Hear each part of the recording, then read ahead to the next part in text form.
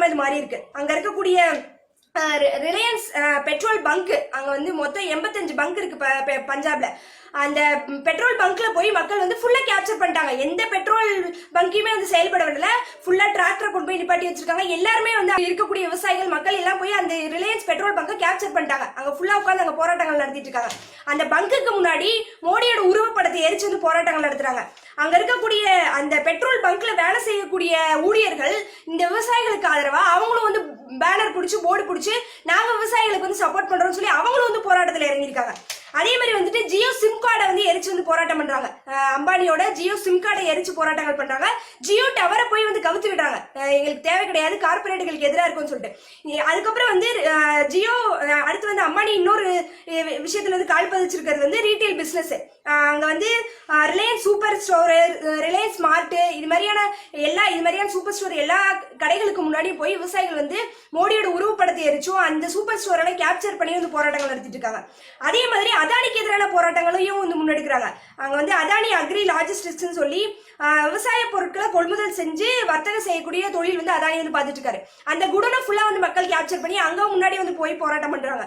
இதே மாதிரி வந்துட்டு இந்த அம்பானி அதானி மட்டும் இல்லாம வால்மார்ட், எஸ்ஆர் பெட்ரோல் பங்க் இங்கெல்லாம் போய் வந்து மக்கள் வந்து போராட்டங்கள் பண்றாங்க.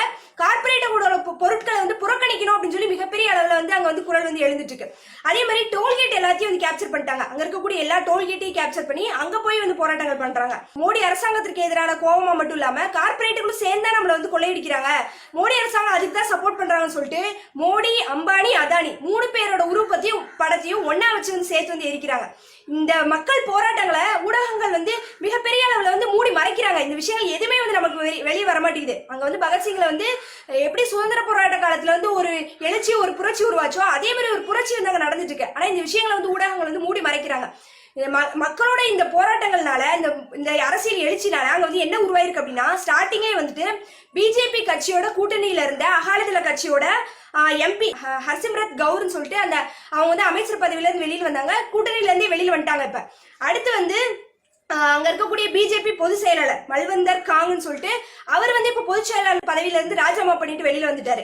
இப்ப சட்டமன்றத்துல வந்து 5 மசோதாக்கள் கொண்டு வந்திருக்காங்க, விவசாய மசோதாக்கள் கொண்டு வந்திருக்காங்க.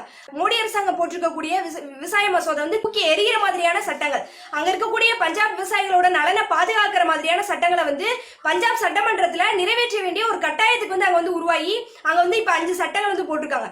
இது எல்லாமே வந்து எதை வெளிப்படுத்துது அப்படின்னா, இப்ப இருக்கக்கூடிய கேடுகட்ட ஆட்சி வந்து வீழ்த்தப்படணும், மக்களுக்கு